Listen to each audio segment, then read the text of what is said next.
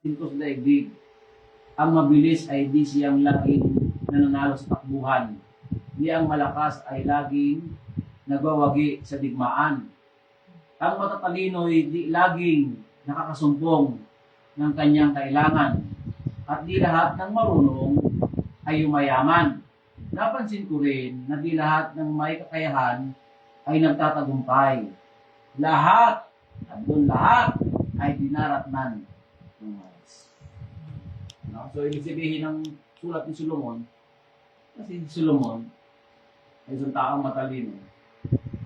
Naranasan niya yung lahat, kaya yung sinabi, kaya yung sinulat. So, sa ibang bahagi pa niya, ng kasulatan ni Solomon, ibabasa pa tayo doon na ang nangyayari sa matuwid ay nangyayari rin sa masama. No?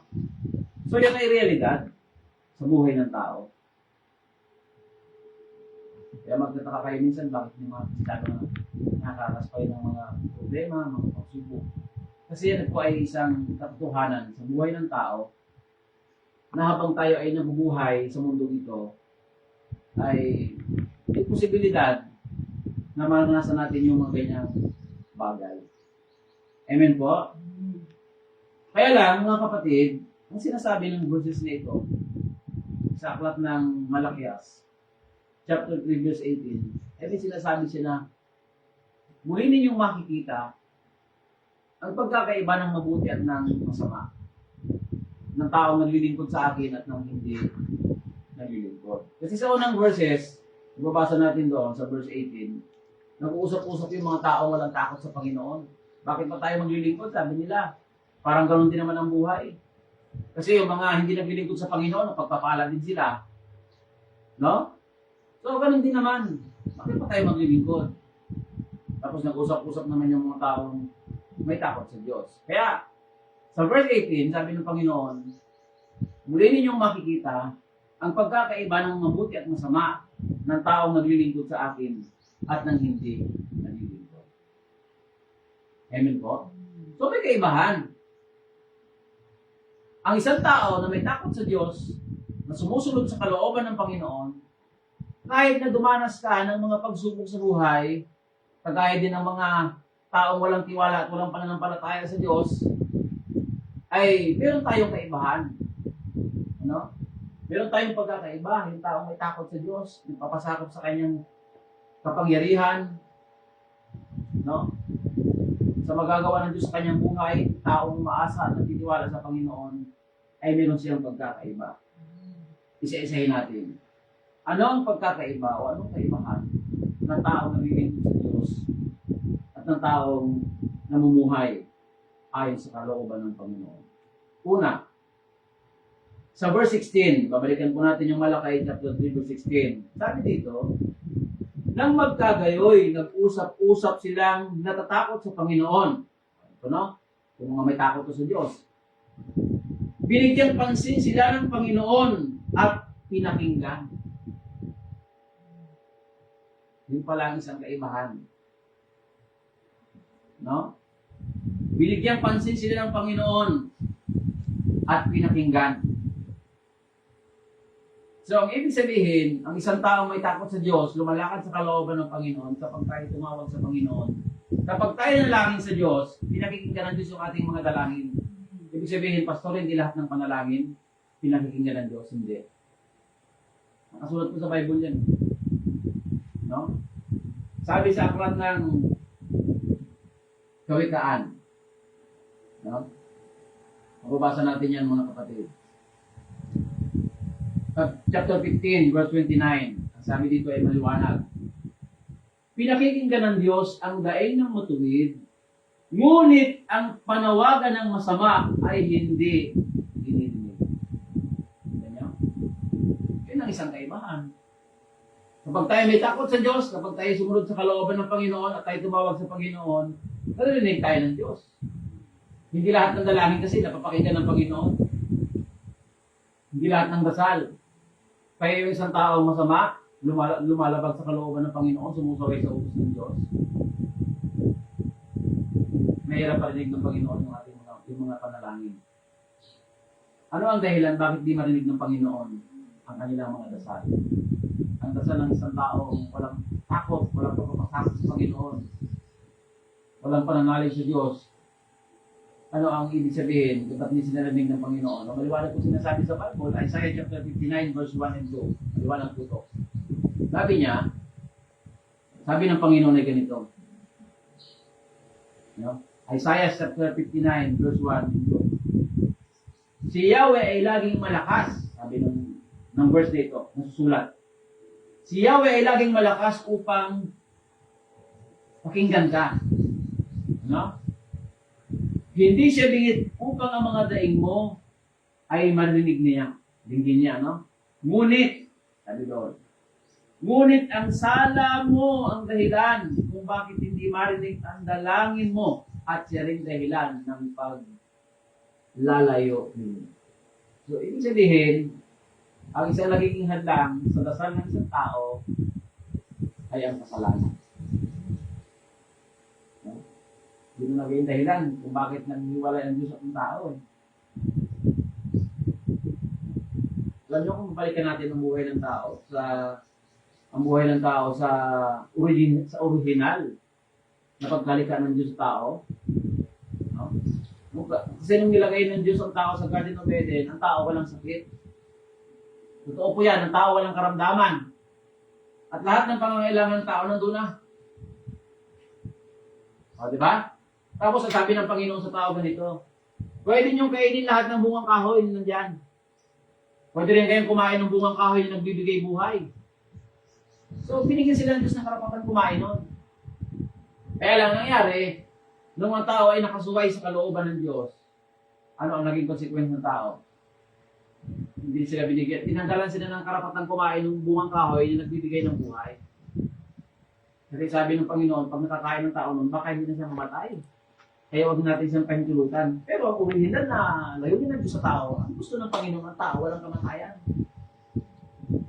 O, diba? Ay bakit nagkaroon ng kamatayan ng tao? At nagkaroon ng hangganan ng buhay ng tao? Kasi ang tao hiwalay sa Diyos. No? Nung siya sumuway sa kalooban ng Panginoon, pumasok sa buhay ng tao ang salitang kamatayan. Dalawa po yun, physical at spiritual. No? Mahabang buhay ng tao noon sa Old Testament, sa Aklat ng Lumang Tipan, si Matusalem, 969 years ang kanyang buhay. Subaybayan natin mahabang buhay ng tao. Sa panahon ni Moises, si Moises namatay sa edad na 120 years. Mahaba pa rin ang buhay ng tao. Ngayon, bibihira ng tao makaabot ng ganung edad. Kung atin sasalisigin, bakit pastor ang buhay ng tao ay umitihin ng umikli? Alam niyo ba nakasulat sa Bible?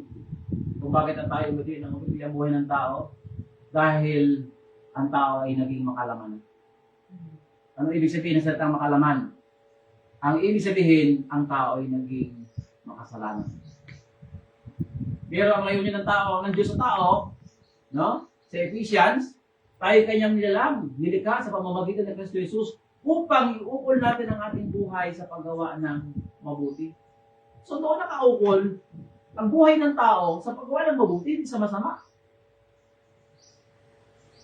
No? Eh kaya sabi ng iba, kahit gumawa ka ng kasalanan mo, okay lang, hindi okay yun. Bakit? Nakadesign ang buhay ng tao sa gawang mabuti, hindi sa gawang masama. No? At gumagawa tayo ng mabuti, hindi para maligtas kasi yung kaligtasan, regalo ng Diyos yun. Gumagawa tayo ng mabuti dahil yun talaga ang original na gusto ng Diyos sa tao. Ang tao ay magtalaga ng buhay sa gawang mabuti dahil yun ang gusto ng Panginoon sa tao. Ano pang mapapasa natin sa aklat ng mga ngaral sa sulat ng Solomon? Sabi niya, ang tao ay nilikha ng Diyos sa kabutihan, ngunit ang tao ay kung ano-ano ang naiisip na kasamaan. So, nagiging dahilan, kasalanan. Amen po? Kasalanan ang nagiging dahilan kung bakit hindi marinig ang dalangin. So, yun ay isang seguridad natin sa Panginoon. Kapag tayo napakasakop sa Diyos, kapag tayo sumunod sa kalooban ng Panginoon, nagkaroon tayo ng takot sa Kanya, namuhay tayo sa pananampalataya at tiwala sa Diyos, kapag tayo tumawag, pakikinggan tayo ng Panginoon. No? John chapter, o 1 John, sabi niya ganito, chapter 5, verse 14 to 15. Hindi tayo nag-atubiling lumapit sa Kanya sapagkat alam natin ibibigay niya ang anumang hingi natin na ayon sa Kanyang kalooban. Yamang alam natin dinilig nga niya tayo, alam din natin ibinibigay niya ang hinihiling natin sa Kanya.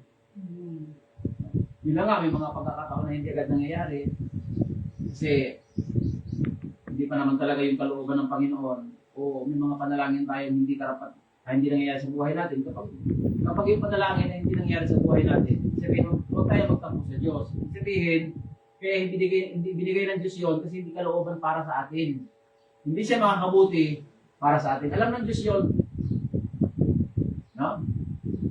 Pero kung makakabuti naman sa atin, yun naman ay hindi labag sa kalooban ng Panginoon. At nakakita man ng Diyos na hindi tayo mapapasama, ibibigay niya. Yun ang nakasulat sa banal na kasulatan. No? At huwag kayo maniwala din sa sinasabi na kasi lagi po may narinig na ang masamang damo matagal mamatay. Ang masamang damo matagal ang buhay. Hindi totoo yun. Kaya iba nagpapakasama para humaba ang buhay. Baligtad yun. Sinasabi ng banal na kasulatan. Pag binasa natin ang aklat ng kawikaan, mababasa natin. Baligtad ang sinasabi. Ang masamang tao, madali ang buhay sa mundo. No? Ay bakit? Siyempre, pag marami kang kaaway, maraming galat sa'yo, pagpaplanuhan nila kung paano ka mapatay. Ano? So mga kapatid, hindi totoo yun, yung mga kasabihan na yun. Ang paniwala natin, salita ng Diyos. Dahil ang salita ng Diyos, totoo. No? Na ang mabuting tao, mahabang buhay, at maginhawa. So yun ang isang kaibahan. Pag tayo tumawag sa Panginoon, hiligin tayo ng Diyos. At alam niyo ba, darating ang panahon, talagang tao tatawag sa Diyos. At ang tao mga kailangan ng tulong ng Diyos. Ibig sabihin ng tao, hindi ko kailangan magsimba. Pero kailangan ko. Dating ang panahon, tatawag ka rin sa Panginoon. Nalapit ka rin sa Diyos. Mga kailangan ka rin ng Diyos. No? Sabi ng Panginoon, nabubuhay ang tao, hindi lamang sa tinapay, kundi sa bawat salitang namumutawi sa bibig ng Panginoon. So, mga kapatid, ano yung pangalawang kaibahan ng tao naglilingkod sa Panginoon at yung tao mabuti sa harap ng Diyos? Verse 17, sabi niya, sila'y magiging akin, sabi ng Panginoon. So, ang pangalawa mga kapatid, kapag tayo naglilingkod sa Panginoon at nagpapasakop tayo sa Diyos, ang kaibahan ay tayo po ay tinuturing ng Diyos na pagmamayari niya. Ano? Nung tayo tinuturing tayo ng Panginoon na Kanya. Sabi ng Panginoon, sila'y magiging akin. Sabi ng Panginoon. Alam niyo ba na yung mga anak ng Diyos ay may palatandaan? Anong palatandaan nila, Pastor? Sa Old Testament, ang tanda ng mga Israelites, kasi yung mga Israelita, mga anak sila ng Diyos, bayan sila ng Panginoon, yung kanilang mga tirahan, yung kanilang mga bahay, ay mayroong tanda. Ano? Babasahin ko po para malinaw. Exodus chapter 12, verse 22. Sabi po ay ganito. Kumuha kayo ng sanga ng isupo. Basahin ito ng dugo ng kordero at ipahid sa mga hamba at sombrero ng inyong pintuan. No? Kasi noong mga panahon na ang mga Israelites ay inalipin ng mga taga-Egypt sa loob ng 430 years, naging alipin sila ng mga taga-Egypt. Nahabag ang Diyos sa kanilang paghihirap kasi alipin sila doon. Kaya pinili ng Diyos si Moises. Tinawag ng Diyos si Moises para maging leader ng bansang Israel palabas ng Egypt papuntang Promised Land. Ngayon, pumunta si Moses doon, binigyan siya ng Diyos ng kapangyarihan para gumawa ng kababalaghan sa Egypt. Ang daming kababalaghan ang nangyari sa Egypt, pero matigas talaga ang puso ng Paraon. Eh sabi ng Diyos kay Moises, bibigyan kita ng isa pang kapangyarihan at ito kung huling kababalaghan gagawin ko sa Egypt. Sabi ng Panginoon kay Moises. Sabi ng Panginoon. Utusan mo ang mga anak ng Diyos, ang mga Israelita, utusan mo. Na yung kanilang mga bahay, yung kanilang mga pintuan, yung pinto, ay pahiran ng dugo ng hayop, ng kordero. Kasi yung dugo na yon ang magiging palatandaan na sila yung mga anak ng Diyos. Kasi mag-uutos ako ng isang anghel ng kamatayan, sabi ng Panginoon. At pagdating ng hating gabi, ang anghel ng kamatayan ay iikot sa buong Ehipto. At ang lahat ng panganay na anak ng tao, na mga Egyptian, ay mamamatay. At gayon din ang mga hayop nila. Ngayon, kapag nakita ng anghel ng kamatayan, yung dugo sa mga hamba ng kanilang pintuan ng bahay, hindi yung dadaanan ng anghel ng kamatayan. Ibig sabihin, yung mga anak ng Diyos, exempted sila sa salot. No? Hindi sila kapasukin ng anghel ng kamatayan. Kaya ginawa ni Moises yung sinabi sa kanya ng Panginoon. Yung mga anak ng Diyos, yung mga Israelita, pinihiran yung mga hamba ng kanilang mga pinto. At nung dumating na yung oras ng pag-iikot ng anghel ng kamatayan, pinasukan nila ang mga bahay ng mga taga-Egypt, pati yung anak ng Parao namatay. Pero yung mga Israelites, dahil nakita niya yung dugo, hindi niya dinaanan, kaya hindi namatay yung kanilang mga anak ng panganay. So yun po ang nangyaring salot. Ang naging tanda ng mga anak ng Diyos sa Old Testament ay dugo ng isang kordero. No? Pagdating ngayon mga kapatid sa New Testament, ang mga anak ng Diyos ay mayroong palatandaan. No? Kasi nung panahon na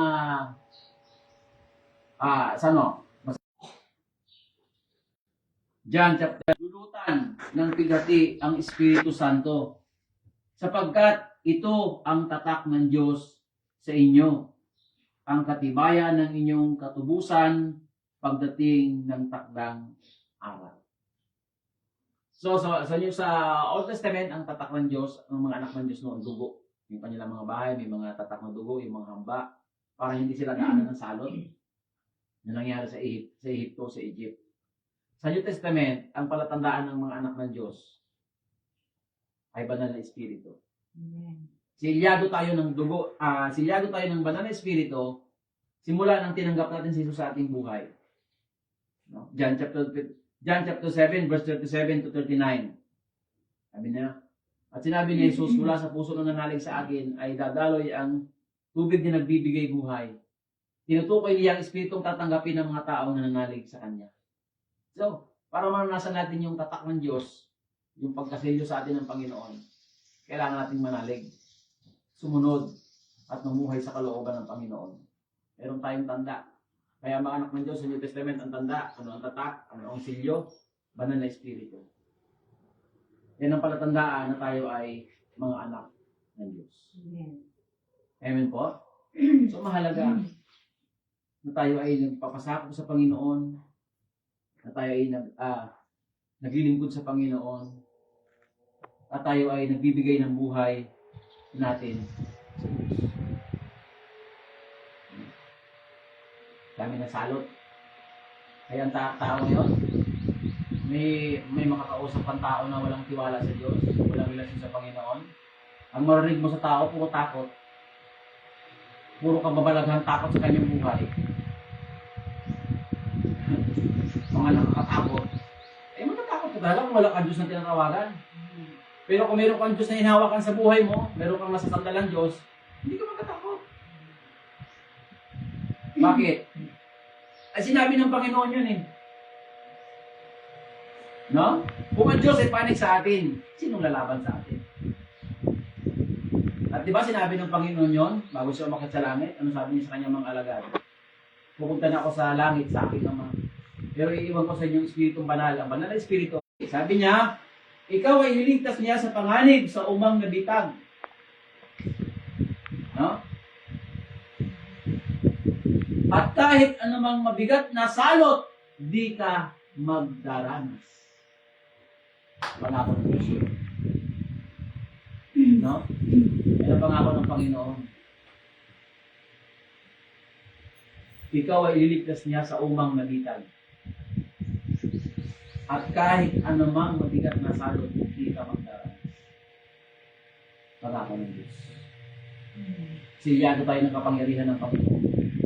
Ang taong pasakop ng buhay sa Diyos, ang taong nagbigay ng buhay sa Panginoon, ang taong naglingkod sa Panginoon ay walang dapat katakutan. Mga salot sa mundo ito. Bakit? Kasi balo tayo ng kapangyarihan ng Panginoon. Hindi na tayo bahan pag may Diyos tayo ng kawalan. Nakakuha tayo ng kapanatagan na bigay ng Diyos sa atin. Ano pa ang kaibahan ng mga kapatid? Ano pang isang kaibahan? Ang tao naglilingkod sa Diyos, ang tao nagpapasakop sa Panginoon, may takot sa Diyos. Sabi niya, sila'y magiging akin, sabi ng Panginoon, ng mga hukbo. Isang matatanging kayamanan sa araw na ako'y kumilos. Kaaawaan ko sila. No? Sabi ng Panginoon, kaawaan ko sila na gaya ng isang tao na naaawa sa kanyang anak na naglilingkod sa kanya. So, pag tayo naglingkod sa Panginoon, kapag tayo nagpasakop ng buhay sa Diyos, nagbigay ng buhay sa Panginoon, pinasakop natin sa Kanya ang buhay natin, nag-surrender tayo ng buhay sa Panginoon, yung awa ng Diyos ay laging nasa tabi natin. No? Ang awa ng Panginoon ay laging kasama natin. No?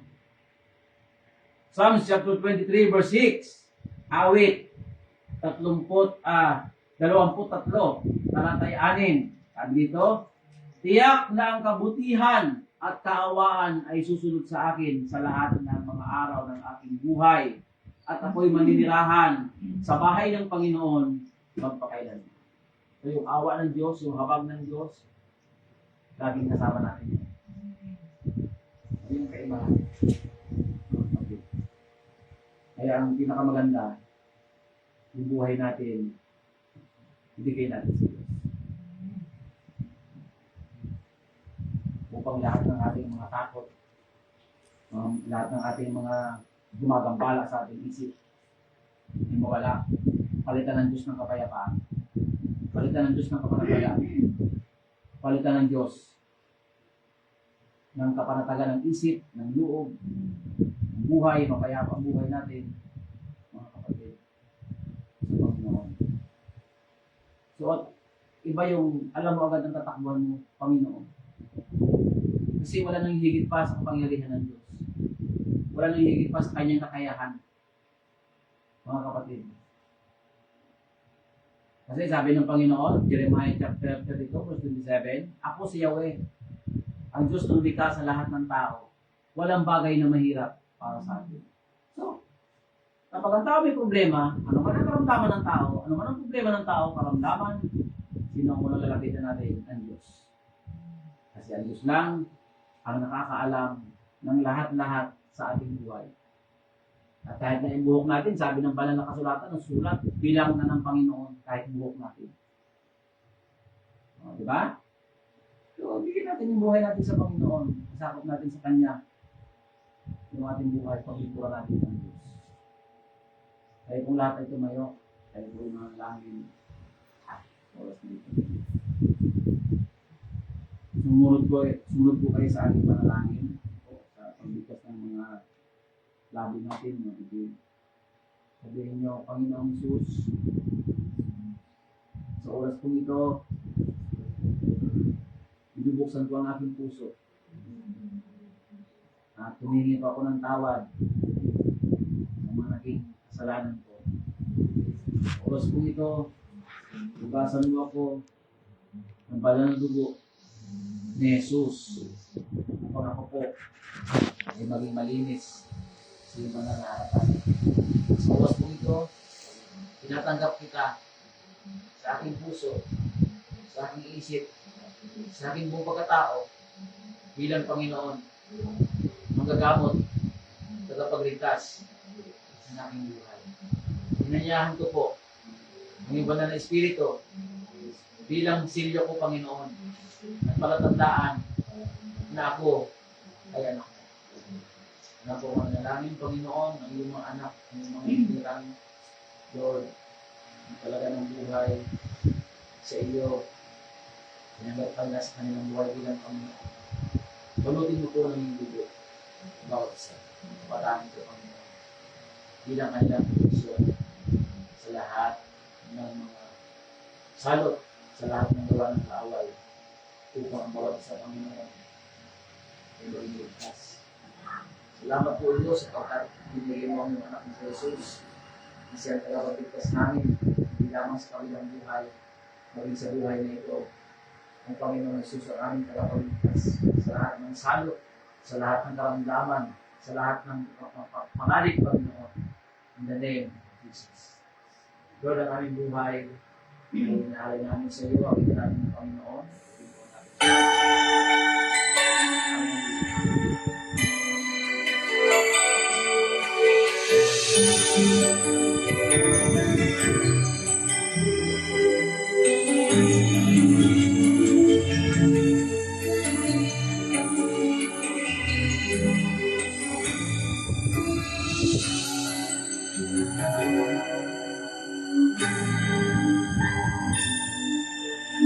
We will serve the Lord, even when trials come, for none can separate us from the love of God.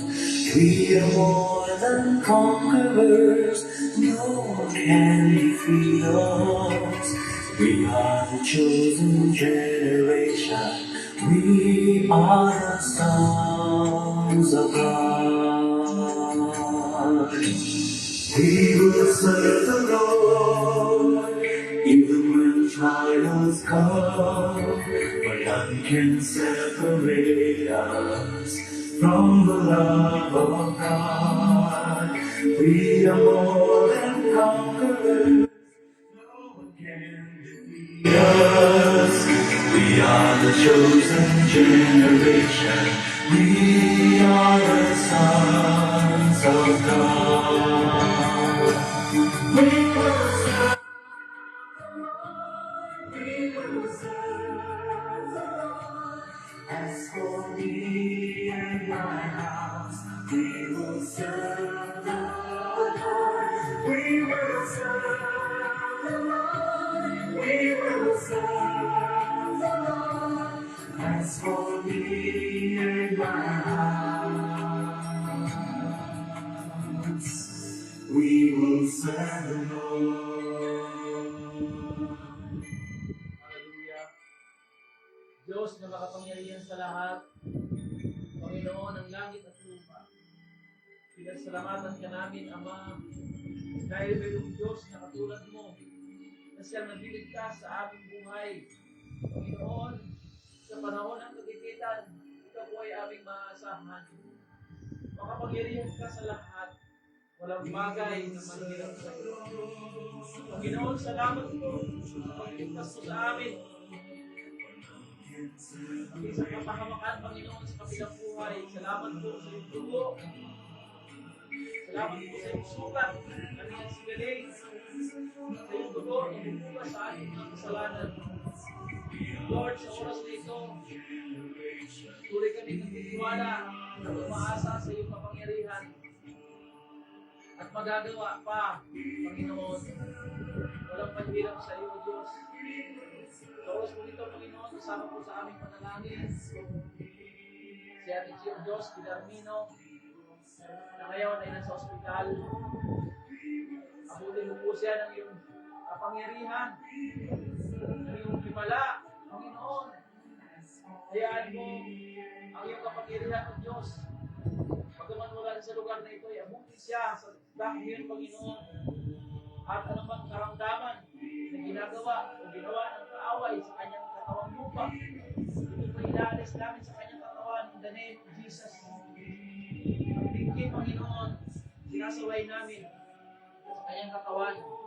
Anumang karamdaman, Lord, gawin mo ito, tunawin sa kanyang katawang lupa.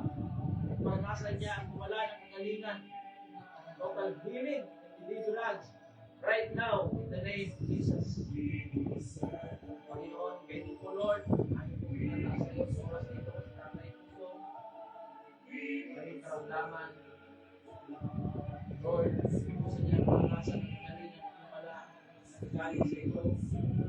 Paano mo kami pinagaling, paano mo kami pinalakas, kung paano mong biniliksaan ang aming lakas, Panginoon. Pwede po sila. Maranasan po nila ang iyong kapangyarihan, ang galingan na nagagaling sa iyo. Hindi lang sila, Panginoon, maging mga tao, may karamdaman, hindi ng karamdaman. Saan man sila ngayon naroon, sa kanilang tahanan, sa ospital, Panginoon, higit po ang iyong magagawa sa buhay ng tao. Mas makapangyarihan ka po sa lahat, Panginoon. Salamat po ng marami. Palain mo ang mga kabataan nito. Sa narin, Panginoon.